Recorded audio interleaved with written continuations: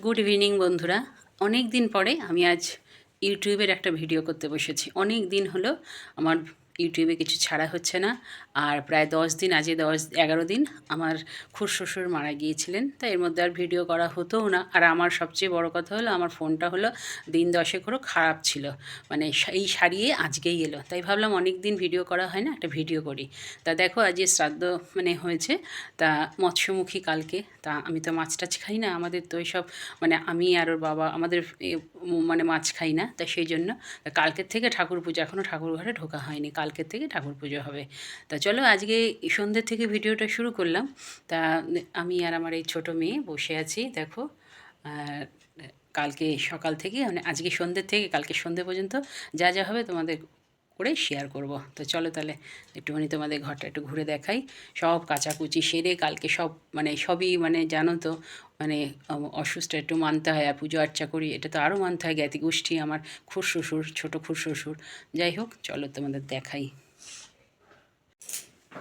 দেখো এটা কেনা হয়েছিল পুজোর সময় এই চাদরটা পাতবো বলে। তা আজকের থেকে দেখছি বেশ ভালো ঠান্ডা পড়েছে, এই 3 দিন এই কদিন কিন্তু এই পাতলা কম্বল দিয়েই হয়ে গেল। কিন্তু আজকে কালকে এত ঠান্ডা লাগছিল, বাধ্য হয়েছি বড় কম্বল বার করতে। তা চলো তাহলে দেখাচ্ছি। এখন বাজে হলো সন্ধে 6:15। এই দেখো বসে বসে ফোন ঘাঁটছে আর আমি একটু ভিডিও করছি।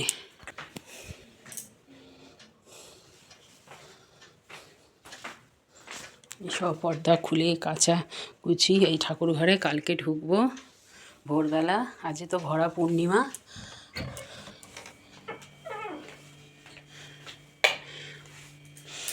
এটাও তাই, এই চাদরটা না পুজোর সময় কেনা হয়েছিল, আর এই এতে পাতা হলে এই বড় কম্বল দেখো দুটো বার করেছি। একটা এটা হলো বাবা গায়ে দেয়, আর ওইটা আমি আর ওর ছোটো মেয়ে গায়ে দিই। তা ও আর পরিয়ে রাখি জানো তো, নাহলে না খুব ময়লা হয়ে যায়। দেখো 6:15 বাজে। আজ রান্না করেছিলাম একটু ছানা কেটে, একটু ছানার একটু কোপ্তাকারি মতন করেছিলাম। একটা রয়েছে এই দেখো,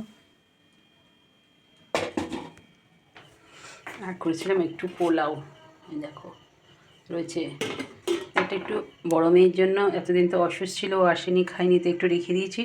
ও আর ওর জামাই আসবে সন্ধ্যাবেলা, একটু মানে ও আর ওর বর আসবে, এসে একটু দেখা করে যাবে। কালকে করবো এই কচুটা, দেখেছো কচুটার কী অবস্থা, এনেছিল ওর বাবা সেই, আর এই দিন 10 হয়ে গেল খাওয়া হয় না। কালকে বলেছে ওর বাবা একটু কচুর বড়া খাবে। তো যাই হোক, এটা বাদ দিয়ে হয়তো একটুখানিই পাবো। তো মটরের ডাল, একটু গোবিন্দভোগ চাল ভিজিয়ে ধনেপাতা দিয়ে কালকে কী রান্না করবো তোমাদের সঙ্গে সব শেয়ার করব।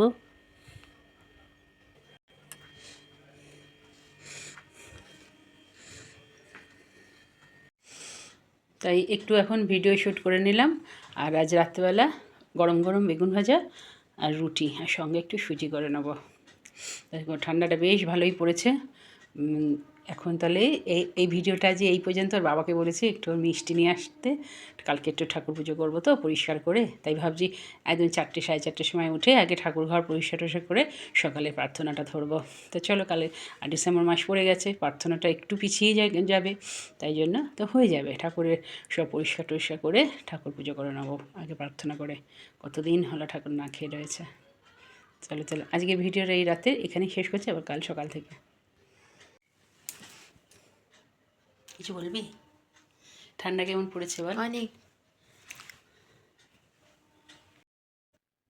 গুড মর্নিং হয়েছে দেখো আমার 4:10 বাজে। কারণ বেশ 10 দিন হয়ে গেল, শ্রাদ্ধ শান্তি 11 দিন, 12 দিনের দিন আমি ঠাকুর ঘরে ঢুকবো বলে খুব সকাল সকাল উঠে পড়েছি। কারণ ঠাকুরের মানে সিংহাসন পরিষ্কার করে ঠাকুর পোষা করে তাদের স্নান টান করাতে তো সময় লাগবে, তাই আবার প্রার্থনা ধরবো বলে তাই সব কাজ সেরে স্নান টান করে রেডি হয়ে এই দেখো ঠাকুর ঘরে ঢুকেও গেছি, এবং পরিষ্কার সব সব ভিডিও তো আর করা যায় না, তাই পরিষ্কার করে সব বাসন বার করে ঠাকুরের এই কটা বাসন মেজে ঠাকুরকে একটুখানি অনেক দিন বাদে একটু রসগোল্লা খেতে দিলাম, খেতে দিয়েছি। আর পরে বাসনটা মাজবো।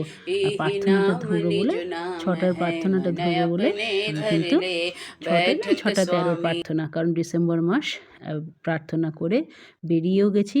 আর কারণ আরও একটা ব্যাপার, গতকাল রাত্রে বিকেল সকালবেলা আমাদের ছাদে হনুমান এসেছিল। সেই হনুমান আমাদের না পাইপ দিয়ে যে জলটা ট্যাঙ্কিতে ঢুকে সেই পাইপটা কেটে দিয়েছে। ওর বাবা ওই জন্য ছাদে চলে গেছে, আগে নাহলে ট্যাঙ্কিতে একদম জল নেই। এই দেখো দেখাচ্ছি, চলো।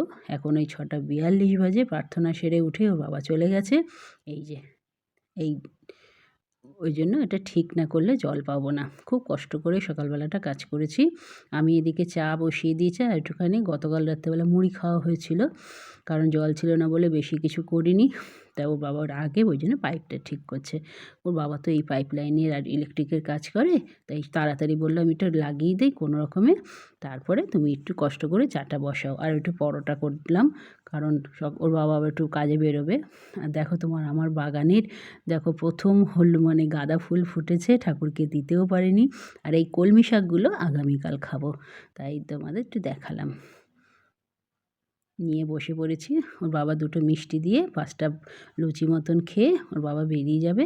তারপরে আমি টুকটুক করে আবার ওই ঠাকুরের বাসনগুলো মেজে টেজে আমি কিন্তু আবার